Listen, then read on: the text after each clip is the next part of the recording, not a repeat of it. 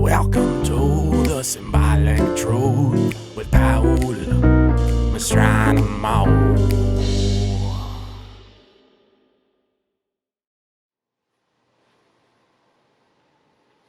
And welcome back to the show.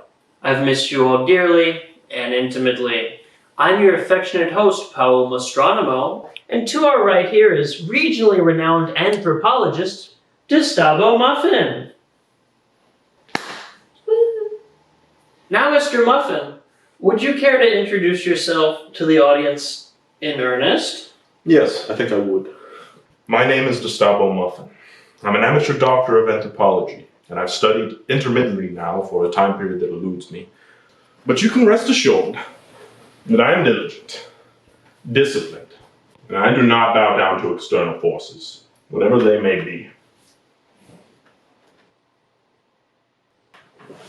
Wow, that's fascinating. I already feel myself absorbing so much already. Now, Dastabo, let's set this record straight. What exactly is this anthropology that you speak of? What can I say? How can one define the essence of life?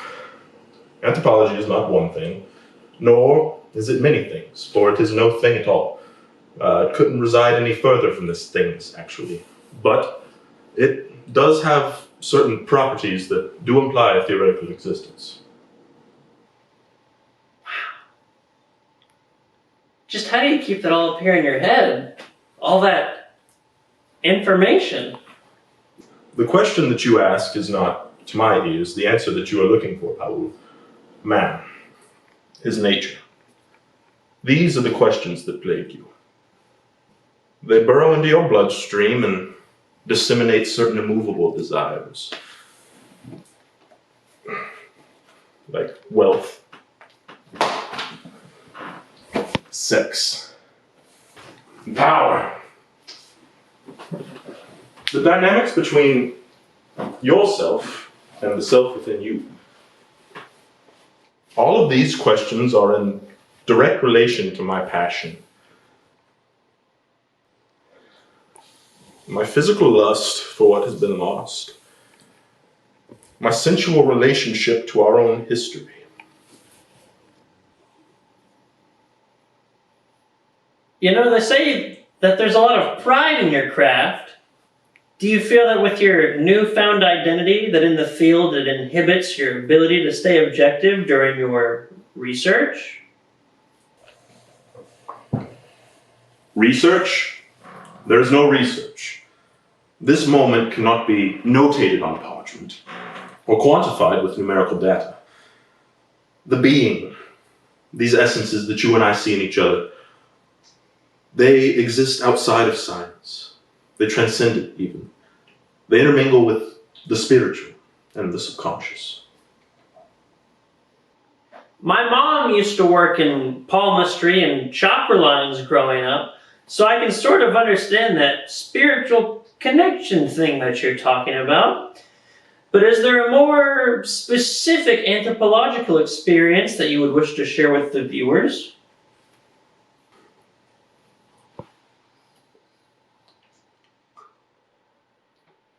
There was one summer I spent with some troglodytes in northeast Maine. They were a herbivorous group. Their brutality against the local flora was mesmerizing. They would dissect and deform, berate them even in their native language, which of course I could not speak or understand.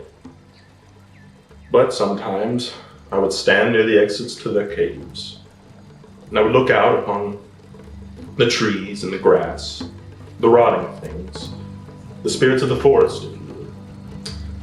And it was there that I'd consider a woman that I once knew. As more than a colleague. She worked as a whore near the coast of France. And her touch was the most loving and gentle touch that I'd known outside of the maternal touch of my infancy. I'm sorry, Paül, I can't go on.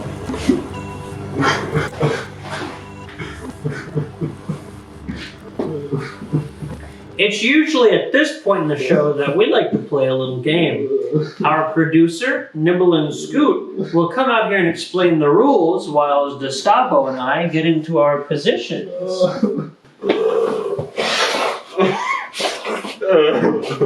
Come on.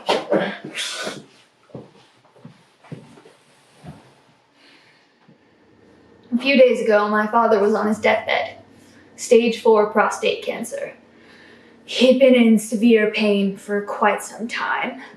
He was shriveled, his pale, meatless flesh like a canvas stretched around an easel of bone. Morphine helped with the pain, but he wanted to feel his last days without it. My mother couldn't bear to watch him die. She was sobbing daily for months. She couldn't get out of bed. She couldn't eat either, so her weight dropped, and before she knew it, she looked sicker than he did. Her guilt for abandoning him emotionally was eating her from the inside. So, in those last few days, it was just me and him. He oscillated between catatonic and delirious, but at one point, he was lucid enough to say, "Look at my hand. Do you see the age on it? Do you see the veins, the cracks, the wrinkles, the liver spots? I'm decomposing right now, and I'm not even dead yet. But your hands, Nibble, have life in them still. And I don't want you to waste them wiping away tears for me."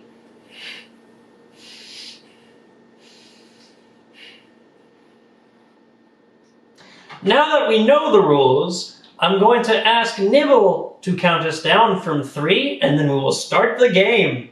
You ready, Dastabo? Okay, Nibble, count us down. 3, 2, 1, go!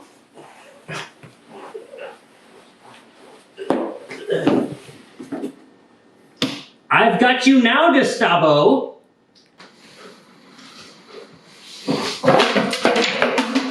There's no cards, sir. For if there were, she would have returned my love.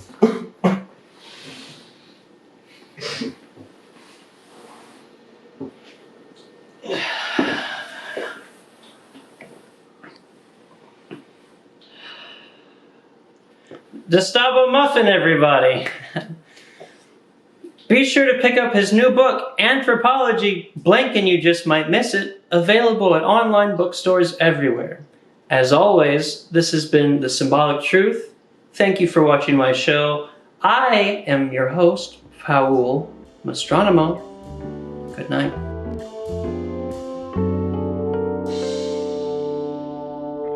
Welcome to the Symbolic Truth with Paül Mostronamo.